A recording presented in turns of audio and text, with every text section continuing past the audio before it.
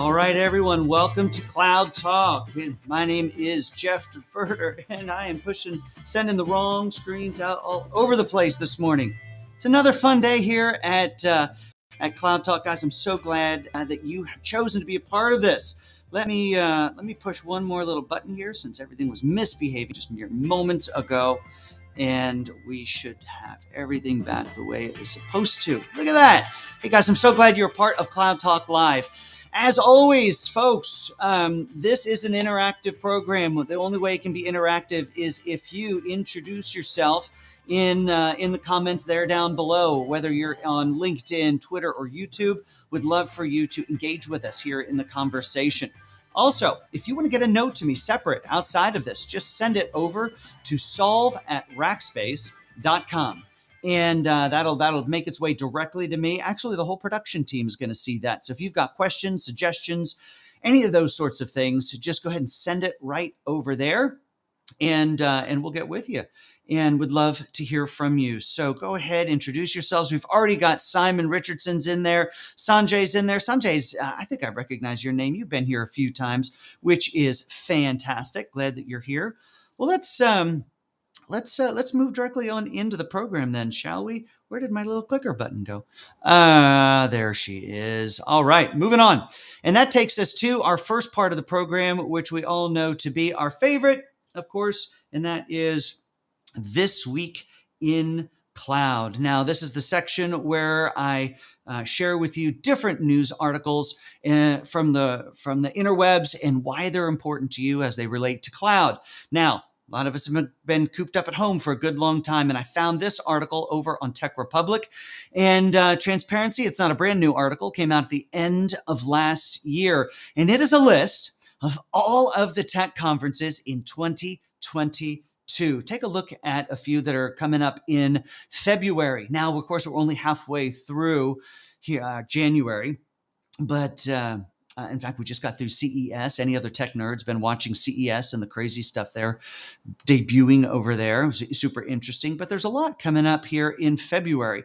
But as I was going through the list for the year, one event caught my eye. In fact, is there one in February? There is on February 8th. You see it there. And that is the Microsoft Envision, but they call it Episode 3. Now, if you know, in years past, Microsoft Envision has gone along with, I think it was Inspire, and it was a multi-day conference for business leaders to learn about all kinds of cool stuff. Well, it turns out that Microsoft has turned this into a quarterly event that's about an hour and a half or 2 hours long. Now, here's my question for you, and I'd love for you to give me some answers. I should have created a poll, but I didn't. But here's the question. Would you be more inclined to go to an event like that is fully produced, lots of great information, but only happens for an hour and a half or 2 hours once a quarter, or would you rather dig in for an entire day's worth of content? I think I know what your answer is going to be. I know what my answer is going to be, but I'm anxious to hear from you. Which do you prefer, the all-day event or something spread out through the year? All right, think about that. Give me some answers down below. Also, this is a super interesting article, and it comes from the World Economic Forum. Now, it's an article written by McKinsey, and this time of year, end of last year, we see lots of 2022 tech predictions. What's the predictions for the year? In fact, I just released one on the Solve website. I'll give you a link to that later. But McKinsey came up with the 10 trends that will shape the coming decade, according to McKinsey. This is really interesting. Take a look at a few of these. So first of all, next level automation is a key part of this. Let's make that bigger for you. And process visualization. I think I see evidence of this all over the place. We've got some really interesting customers doing interesting things with this now. The future of connectivity, 5G and IoT, distributed infrastructure, next-gen computing, applied AI. And I think that this is a great way for them to have referred to it, applied AI. We hear a lot about artificial intelligence, but it also feels very abstract if it's not part of, your Siri or whatever your mobile device is that's giving you reminders. So So I think this is a huge piece where we're actually applying it to real world scenarios. Also, of course, the future of programming, software 2.0. We could spend episode upon episode on that. Trust architecture, clean energy modeling. You can see it all in there. I'm going to give you a link here in just a second of where you can go back and get these links and easily click through to them. But it's over on the Solve website, rackspace.com/solve, all very easy. And guess what's not there? There's not a chat pop-up trying to sell you something. Solve is part of our thought leadership program here at Rackspace. And for us, really, it's just all about helping you guys get better information. All right. Well, let's take a look at what's new from the cloud providers. Now, as a reminder, we've changed this up a bit. We're just doing one update from provider as opposed to last year because there's a lot of information I want to get to. So first of all, AWS has introduced SQL Explorer for EMR Studio. Now, this is pretty cool because EMR Studio is an integrated development IDE, an IDE, that makes it easy for data scientists and engineers to develop and visualize and debug directly in the native languages. But now with AWS adding SQL Explorer to their EMR Studio, it allows them to get in and do some, fancy business and visualizations and understanding of the data directly inside of SQL. So cool stuff from AWS here on a happy Thursday. Over at Azure has released into general availability multiple custom BGP APIPA addresses for active VPN gateways. Now, if you're not a networking nerd, here's why this is important to you. What this means is ultimately now they are helping to create, and this is Azure, we find similar things in AWS and Google, but this is helping make that cloud, the Azure cloud, a more native part of your corporate network so that it just feels like another resource that's there in a very secure, trusted, controllable fashion. So very cool, adding that to for active VPN gateways. Now over at Google, on Google Cloud, another networking component being added over there, managing routing policies in Cloud DNS. So now we can take over in Google Cloud in general availability and create some interesting new routing policies that help the traffic flow in a way that you define for your applications. For instance, weighted round robin policies. So, not just round robining through multiple different endpoints, but being able to give weight to specific endpoints that they would get more traffic or less traffic. And then also location routing also. So depending on where the customer or the source traffic is coming from, we can direct them to the nearest possible data center or data set. You guys get to define that. So Google making it easier for managing the networking flow for everything that they're up to in their cloud. So yay for that. Now, all of this, I mentioned I'd show you this link. This link is in the description of the event. It's probably also now down in the chat. But if you go over to rackspace.com/solve/82, this is episode 82 of Cloud Talk Live. So just head over to there. All of the links are there. You'll find to the news, to these updates. Our guests' information is going to be there as well. What's not there quite yet is the audio from this because, we have to finish it. It'll be there by noon Central today.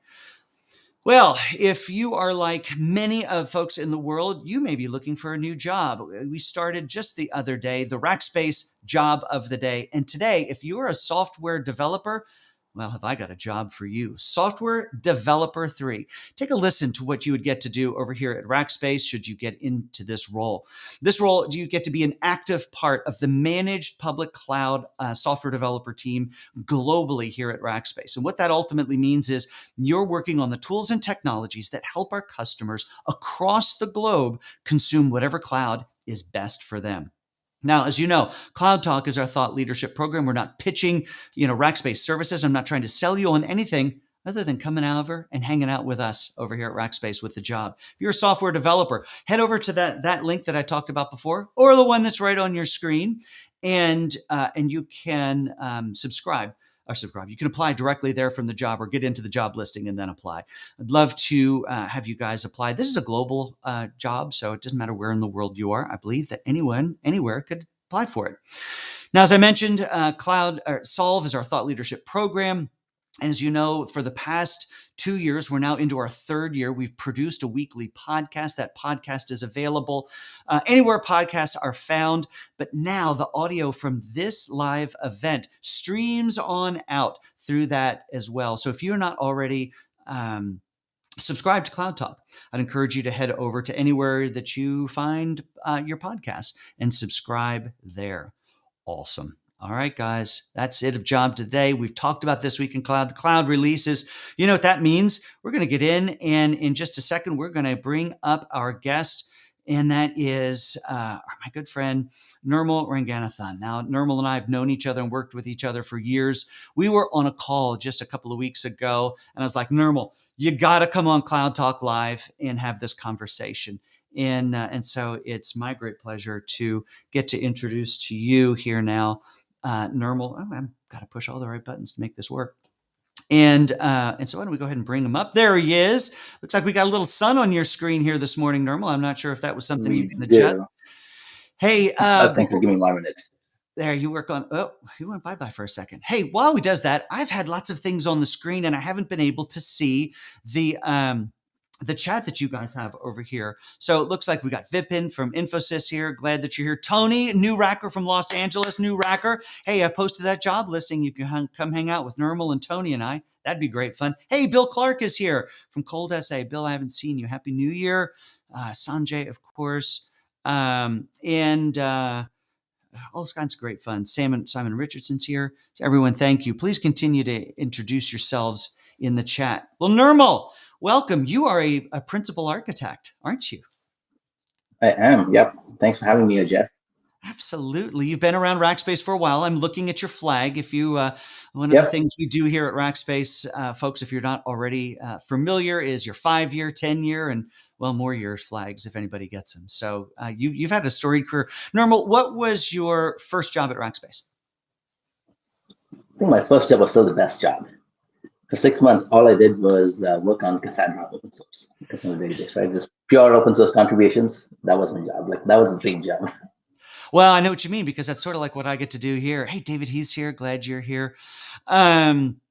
Well, that's fantastic. Well, you and I were having a conversation the other day, and like I said before, I thought we should have this conversation here, because what you were showing me, and we pulled up a version of the graphic we'll bring up in just a second, but it really talked about cloud migrations. And, we think about that a lot of times very stoically. Hey, are you in the cloud or not? It's a binary flip of a switch. Well, there's so much more to that. There's so many different ways to think about it, from what types of services are you using inside of your cloud of choice? Are you using more than one cloud? And how are you handling cloud operations and your migration and so forth? So, Nirmal, you were brainstorming, I think, when you were pulling some of that together. What was going through your mind? What was your goal to try to visualize? So I think the goal there, right, is we oftentimes focus too much on the technology or the tactical pieces of things, right? Like you said, migrations. So the goal there was, that's really a part of the journey, right? I mean, end of the day, technology is helping us solve business problems, right? So really the focus there is, how do we highlight the business problems? Like that's what's going to drive value. When we think about application migrations or data migrations, the goal is really to supercharge your applications, supercharge your data, right? In terms of supercharging your business. And in a lot of those conversations, those get missed out, right? Even when people are planning migrations and transformations, they focus on the specifics and miss out the large picture oftentimes. That's so true. Now you work specifically inside of our data team. So everything, I think, in large part, I always think that people who work in their one area just see the world through that lens. But you are looking at things, I think, much larger and much wider. Why don't we go ahead and bring that graphic up, and we'll just talk about a few things that are on there in our time that we have here. So what you'll see here, and I'm trying to strip out Rackspacey names. You'll see some red in there. Again, we're not pitching Rackspace. I think this is a great solution and a great roadmap really for anyone. So, as you think about that movement, as you think about your own transformation, and you don't even have to necessarily think about it in a corporate-wide move. That's how I think, Nirmal, our other kind of fallacy Mm. that slows people down is they make the problem too big. Think about this as a divisional issue, as a department issue, as a single application. So, Norma, maybe you can walk us through some of the high points here. Yeah. So it really kind of flows from left to right, right? What's your business strategy? What are you trying to solve for? And again, the cloud, when you think of it, cloud native, any of the migrations, applications, right? Those are all a part of solving that business strategy. So the first goal is really to identify kind of what your goals are, right? What you're aiming towards. Then bring in the technology, right? Choose the right technology to fit your strategy, right? As opposed to choosing its technology and then trying to build a strategy on top of it, which oftentimes doesn't kind of lead to success, right? Oftentimes leads to more just technical debt. So focus on what you want to achieve, right? Bring in the technology to help you achieve that. And the goal there is those business solutions, right? That's the outcomes that are produced. So the focus here, right, is to kind of take you to that journey and sort of bucket the technology piece, right? The reason I bucket the technology piece is technology is constantly evolving, right? Just in the data field, if we were to be talking to you 10 years back, right? Last decade, it was all about big data, all about Hadoop, right? And that would be in the conversations, right? These days, sure, all of those technologies are embedded in your cloud solutions, but you don't talk about it as much, right? We haven't gone past like the data lakes, and now it's the lakehouse architecture. The next one coming up is data fabric and data meshes, right? So Yeah. that's constantly going to evolve. So without getting kind of bogged down too much into that technology, right? Think about that as an evolving piece. But your business solutions, right? Those are constant for your customers, right? Sure, they evolve, right? But the outcomes they produce are going to be there, So I irrespective love of the the technology underneath, right? Yeah. Yeah, and I love that focus on what's the strategy you're trying to rally around, and those business solutions you're trying to create. When cloud first showed up, it felt in large part as a solution. Walking around looking for a problem, and so in a lot of ways. In those early days, we pushed a lot of applications out into those environments without necessarily some guesses, some presuppositions, but we didn't necessarily know what we were trying to solve for. And so it was just the new tech, and we had some guesses. Hey, maybe it'll save us some money. Wasn't that the mantra that everybody looked at the cloud for? But if we have a strategy driving a solution, then we can look for a technology that's going to be an enabler to that. And I think there's one caveat that we should probably bring out is that sometimes as that newest and latest and greatest bleeding edge technology comes along, it's going to be back to that mode of here's a solution looking for a problem. Now that has its place, doesn't it? Doesn't it have its place where it sparks thoughts, it sparks ideas of the art of the possible, that now we can go back to that strategy and go, ooh, we get to rework this because what was going to take us 9 months maybe is now going to take us 3. It does, right? And I think just the explosion of AI and machine learning is a good example.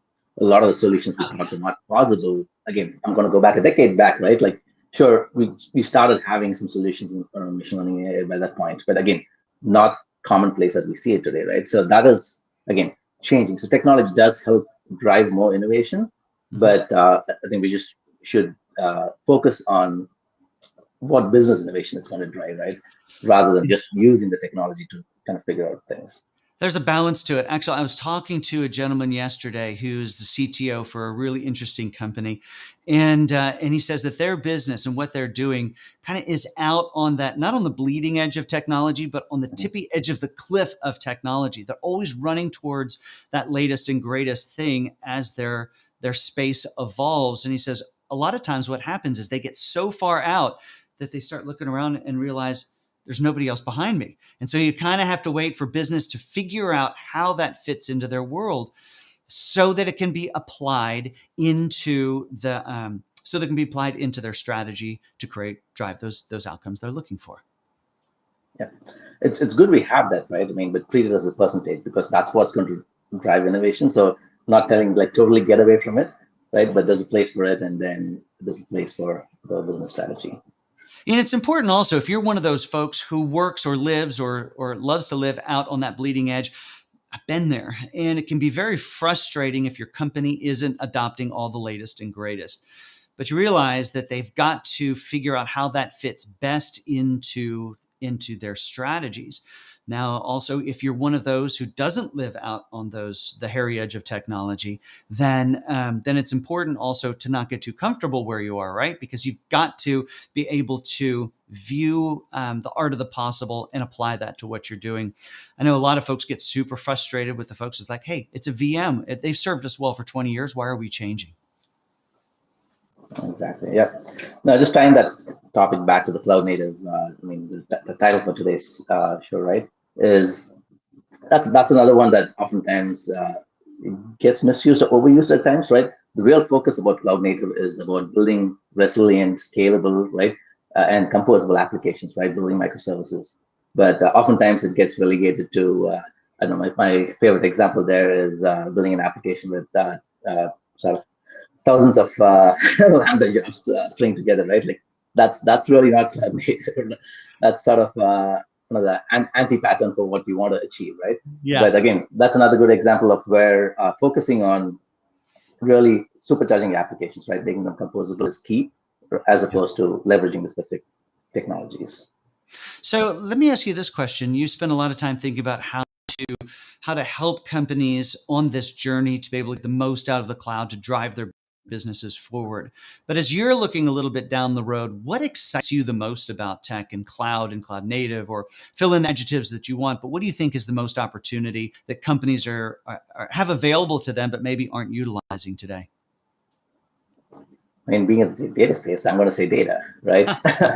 So that's, I mean, we oftentimes overlook it, right? Like, to be honest, like there's no applications without data.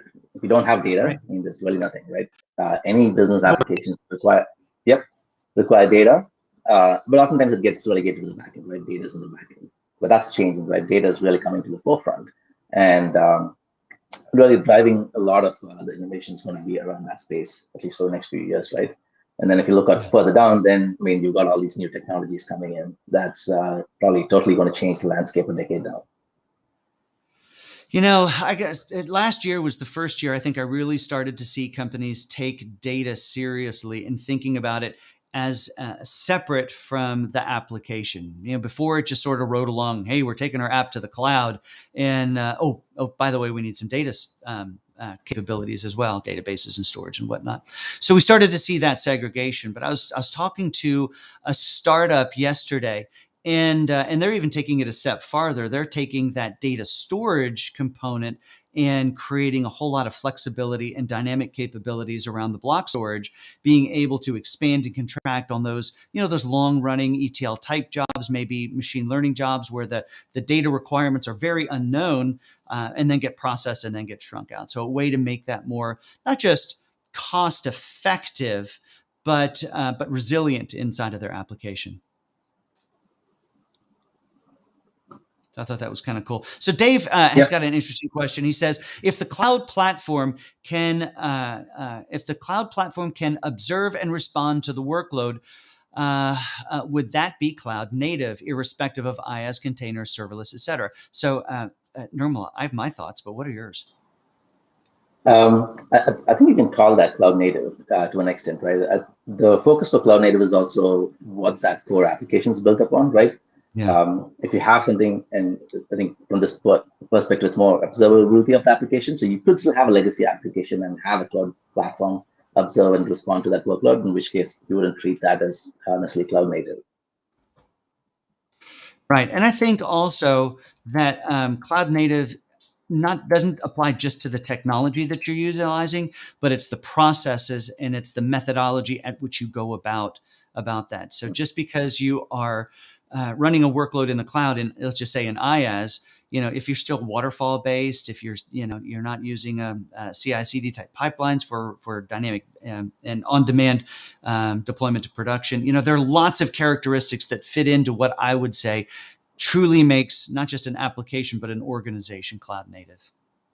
Yeah, another way to think about it, right? Like most, I don't know, anywhere from 50 to 60% of applications that businesses own, right, are going to be like IT-based services and applications, right? Those are mostly shrink-wrapped software, and you get them deployed in the cloud as well. At the cloud native, no, right? They still shrink-wrapped software. Yeah. Whereas products and applications that you build, right, that you have full control over, those are the ones that you can sort of re-architect and rebuild. That can be truly cloud native. Yep. Hey, Dave, that was a fantastic question. Do me a favor, shoot me an email with your address over at solve@rackspace.com. I'm going to be in Rackspace's corporate office on Monday. I'll go find you some swag and send it over to you. Fantastic question. And I want to reward good questions. So, any other questions, please feel free to put them in here. Well, for not too long. He follows up with cloud native apps need to be cloud native processes and operations. That's absolutely part of it. Dave, if you'll come back to this to us on this next Tuesday, I've got an article that talks about cloud operations that we're going to dig into in that as well. So we're going to continue that piece of the conversation on Tuesday morning. Guys, that's the reminder that these live events happen every Tuesday and Thursday at 8:30 Central Time. If you can't make it, you're in a meeting, you got something else to do, well, then make sure that you subscribe to the Cloud Talk podcast and you'll get the audio from all of this as well. Hey, Nirmal, any parting thoughts in encouraging folks to go deeper into adopting cloud and cloud native capabilities to drive their business forward? Yeah, I mean, it's really focusing on the apps, right? And when you're building apps, I mean, the cloud factor apps, those come into play. So don't kind of forget the basics. That's the key point, right? Key message there is all the basics apply, right? Thinking about microservices, also cloud factor applications, um, and then the data part, right? I think that often gets missed when we talk about cloud native. I think that's something that Yeah. needs more sort of thought leadership, right? Because we still rely on SQL databases and relational databases. I mean, those have been workhorses for decades, so those still function, and so people forget about it. But I think a lot more thought needs to go into how does the database and backend data fit into your cloud native applications, and That's right. that's where all the distributed transactions, distributed ledgers, and things like that come into play. Well, Nirmal, I really appreciate having you on this morning. Great conversation. Love to have you back when you've got some time in your schedule, because you spend a lot of time taking people through data workshops, and that's how to think about their data in a cloud native way. Maybe we can talk about the framework for that. Not necessarily trying to encourage you to, just come and do that from Rackspace, but they're great models that anybody could follow. So, Nirmal, I'd love to have you back to have that conversation. Absolutely, yeah. Look forward to that, Jeff. All right, everyone. That brings us to the end of another Cloud Talk Live. If you haven't subscribed to Cloud Talk, head over to anywhere where you find your podcast and subscribe there. Also, I have a bet with producer Daniel. He doesn't think many people are going and checking out all of the links that are on rackspace.com/solve/whatever. It was up around it's available. Click the link. So I've got the high number. He's got the low number. Folks, make me a winner. Go ahead and check those links out. Apply for that job if you are a software developer. I'll be bringing another job on Tuesday, so head over to that. Thanks, everyone. So do appreciate you being here. I hope that you have an amazing week, and I'll see you next Tuesday at 8:30 Central.